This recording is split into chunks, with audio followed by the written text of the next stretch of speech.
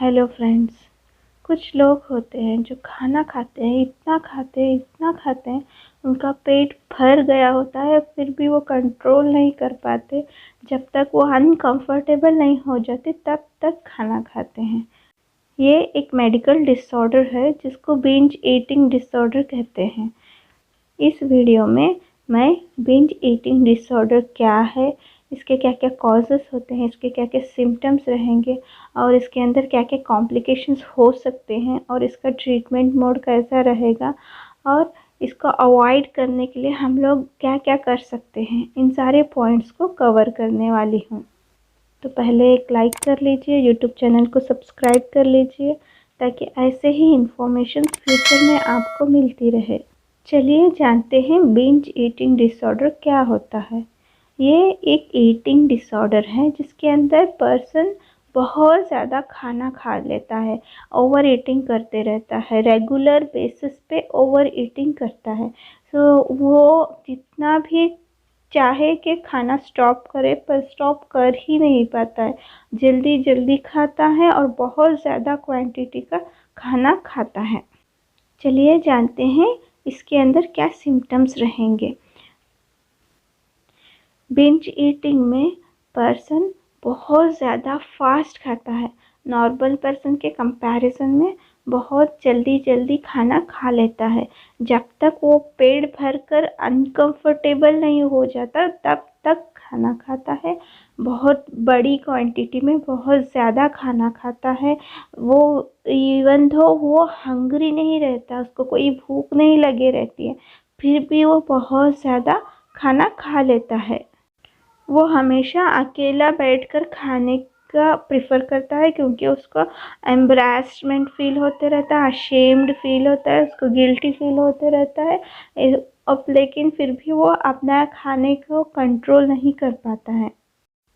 जिस पर्सन को ये बिंज ईटिंग डिसऑर्डर रहता है वो हमेशा सैड रहता है, अपसेट रहता है क्योंकि वो बहुत ज़्यादा खाना खा लेता है, उसका ओवर ईटिंग हो जा रहा है, बहुत ज़्यादा वेट गेन हो रहा है, उसकी बॉडी की शेप बड़ी होती जा रही है। सो इन सब चीज़ों की वजह से वो बहुत अनहैप्पी रहता है और हेल्पलेस फील करता है क्योंकि वो कंट्रोल करना चाहकर भी कंट्रोल नहीं कर पाता है।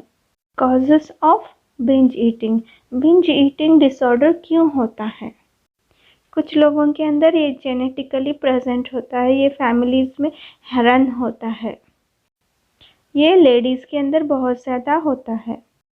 कुछ लोगों के अंदर ये स्ट्रेस की वजह से होता है, जैसे कि कुछ लोगों के फैमिली में किसी की डेथ हो गई, किसी से सेपरेट होना पड़ा या फिर किसी का कार एक्सीडेंट हो गया। सो इन चीज़ों से पर्सन के अंदर डिप्रेशन आ जाता है, तो इस वजह से भी ये बिंज ईटिंग डिसऑर्डर हो जाता है। कुछ साइकोलॉजिकल कंडीशंस रहते हैं जैसे कि phobia, depression, post traumatic stress disorder, bipolar disorder, anxiety. इन कंडीशंस में बिंज ईटिंग भी हो सकता है। Complications of binge eating disorder. Binge eating disorder की वजह से पेशेंट के अंदर हार्ट डिसीजेस आ सकते हैं, स्ट्रोक हो सकता है, डायबिटीज़ हो सकता है, कैंसर हो सकता है और वुमेन्स के अंदर फर्टिलिटी का प्रॉब्लम हो सकता है और प्रेगनेंसी में भी कॉम्प्लिकेशंस आ सकते हैं। चलिए अब जानते हैं इसका ट्रीटमेंट कैसे होगा। Treatment plan for binge eating disorder. Binge eating disorder के ट्रीटमेंट के लिए आपको किसी साइकोलॉजिस्ट को या फिर साइकोथेरेपिस्ट को कंसल्ट करना पड़ेगा। इसका ट्रीटमेंट पेशेंट के बिंज ईटिंग के सीवियरिटी के ऊपर रहेगा और पेशेंट की कंडीशन के ऊपर डिसाइड करेंगे। पहले तो पेशेंट का बिंज ईटिंग के बिहेवियर के बारे में जानकारी लेंगे, फिर उसके बाद उसके वेट कितना है, कितना एक्सेसिव वेट है, उसकी बॉडी इमेज कैसी है, उसके मेंटल हेल्थ इश्यूज़ क्या क्या है, सारे पॉइंट्स को पॉइंट आउट करके टारगेट करके ट्रीटमेंट दिया जाएगा। इसके ट्रीटमेंट के लिए बहुत सारे थेरेपीज़ किए जाएंगे जैसे कि cognitive behavioural therapy, interpersonal psychotherapy, dialectical behaviour therapy, weight loss therapy. अगर ज़रूरत रहेगी तो मेडिसिन भी दिया जाएगा। तो चलिए अब जानते हैं हम लोग बिंज ईटिंग डिसऑर्डर को अवॉइड करने के लिए क्या क्या कर सकते हैं। What you can do to avoid binge eating disorder. Avoid temptations. कुछ चीज़ें रहते हैं जिनको देखते ही खाने का मन होता है, जैसे कि जंक फूड, जैसे कि चिप्स, बर्गर, पिज़्ज़ा या फिर आइसक्रीम। ऐसी चीज़ों को आप घर पर रखिए मत, इसको स्टोर करके घर पर बिल्कुल ना रखें।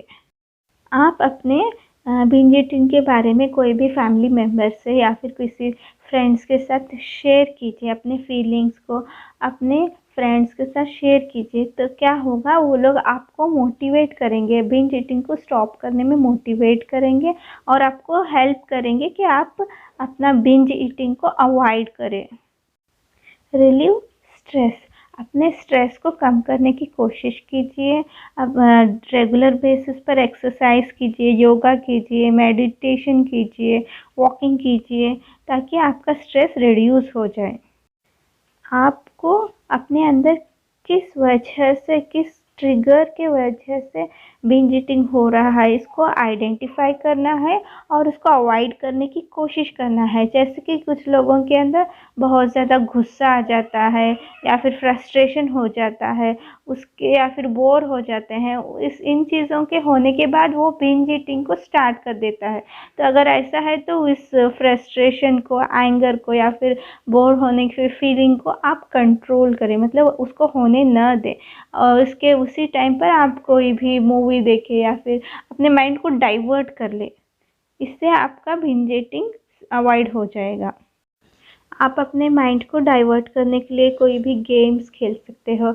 आजकल तो फेसबुक, इंस्टाग्राम में बहुत ज़्यादा टाइम स्पेंड कर सकते हो, या फिर आप कोई लॉन्ग वॉक पर जाइए, लॉन्ग ड्राइव पर जाइए, या फिर मेडिटेशन कीजिए, या फिर कोई बुक पढ़िए।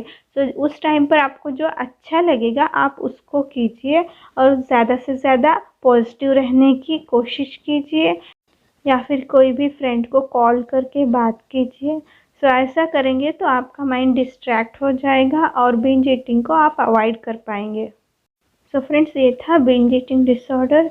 बिंज ईटिंग डिसऑर्डर का मतलब है पर्सन बहुत ज़्यादा खाना खाता है, अनकंट्रोलेबल, अनकंफर्टेबल होने तक खाना खाता है, बहुत ज़्यादा क्वांटिटी में खाता है, बहुत ज़्यादा जल्दी जल्दी खाता है। सो ये इसके बहुत सारे कॉजेस है, में हेरिडिटरी भी हो सकता है और ये स्ट्रेसफुल लाइफ के वजह से भी हो सकता है।